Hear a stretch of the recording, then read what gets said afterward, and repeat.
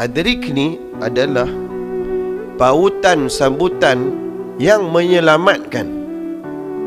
Adrik, seorang yang nak jatuh ke neraka tergelincir, seorang yang hampir tergelincir pada titian sirat, seorang yang di dunia ni dia hampir jatuh kepada kemaksiatan, seorang yang di dunia ni dia hampir jatuh kepada kancah orang nak zalimi dia, orang nak buat kat dia lebih kurang.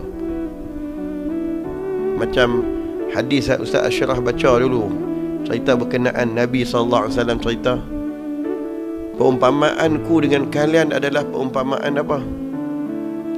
Iaitu seorang yang cuba menyelamatkan daripada ramai-ramai jatuh dalam api neraka, bagaikan binatang-binatang apa, haiwan-haiwan kecil tu, hasyarat, iaitu bagai kalkatu. Dia nampak api tu, dia nak pergi lagi dekat. Bila dia pergi dekat, rupanya benda tu panas dan terbakar dia punya sayap dan bagi dia jatuh. Maka kata Nabi SAW, saya cuba menyelamat sampai mungkin daripada yang mengerumuni nak ke arah api neraka tu. Nabi SAW duk capai banyak, duk tarik selamatkan. Jangan pergi dekat, jangan pergi dekat. Itulah pemahamanku, Nabi SAW beritahu. Jadi kalaulah kita ni bagai kalkatu begitu banyak, betapa hebatnya Rasulullah SAW boleh menyelamatkan begitu ramai keluar, supaya jangan jatuh ke dalam api neraka. Tapi kalian nak juga nak menjerumuskan diri kalian ke arah tersebut, kata Nabi SAW. Jadi kehendak kita adalah menjerumuskan diri kita ke dalam kecelakaan. Dan kehendak Rasulullah SAW pula adalah menyelamatkan umat daripada kecelakaan.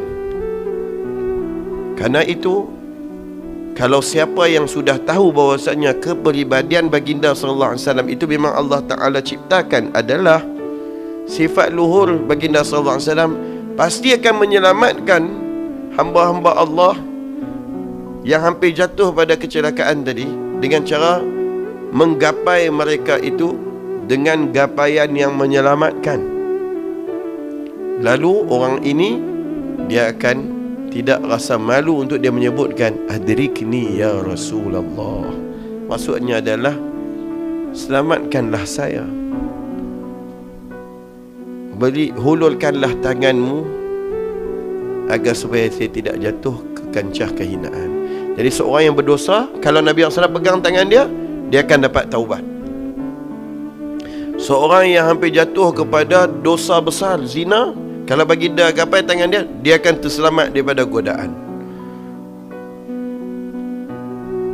Seseorang yang mana kalau dia tidak tahu menahu tentang perkara itu boleh jatuh kepada kesyirikan, tapi dia diajak ke arah itu, kalau baginda SAW selamatkan dia, dia akan menjadi orang yang kuat mengesahkan Allah Azza wa Jalla. Seseorang yang kalaulah kerana kesalahan-kesalahan dia tadi boleh menjadikan dia masuk dalam api neraka, maka baginda sallallahu alaihi wasallam yang akan memberi syafaat. Syafaati li ahli al-kaba'ir min ummati, syafaatku telah kutaruhkan khusus kepada mereka yang melakukan dosa besar daripada umatku. Dan seseorang yang kalau memang dia dah masuk dalam api neraka, maka gapaian baginda sallallahu alaihi wasallam yang menyelamatkan, Allah Ta'ala akan perintahkan, keluarkanlah mereka-mereka yang berada di api neraka, yang mana ada iman dalam jiwa mereka sekalipun sebesar biji sawi. Nabi SAW kena masuk ambil. Jadi penyelamat kita dunia dan juga akhirat adalah Rasulullah sallallahu alaihi wasallam.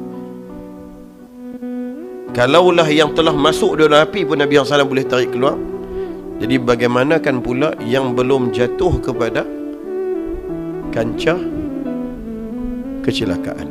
Nabi SAW lagilah cuba menyelamatkan. Tapi apabila kehendak kita ni terlalu kuat banyak kepada nak membinasakan diri, sebab tu kata orang yang bila dia nak kepada binasa diri dia ni orang yang zalim diri dia. Sebab tu dalam Quran sebut walau annahum izzalamu anfusahum, kalaulah mereka telah menzalimi diri mereka. Kerana banyak sangat ingin mencelakakan diri, akhirnya mereka telah zalim diri mereka sendiri. Maka mereka datang kepadamu ya Rasulullah SAW. Mereka mohon ampun kepada Allah, dan engkau mohon ampun bagi pihak mereka. Lalu Allah akan anugerahkan kepada mereka taubat dan juga keampunan. Betul tak? Kita ni banyak sangat kehendak kita yang boleh mencelakakan diri kita. Betul tak? Betul ke tidak? Banyak tak keinginan hawa nafsu kita ni sebenarnya akan bawa kepada menzalimi diri kita sendiri. Betul tak? Jadi lalu siapa yang selamatkan kita? Rasulullah sallallahu alaihi wa alihi wasallam. Lepas tu sebut adrikni, itu adalah selamatkanku, kan? Bukan hanya gapai biasa, gapai yang menyelamatkan. Itu maksud adrikni. Nanti buh dalam di shop.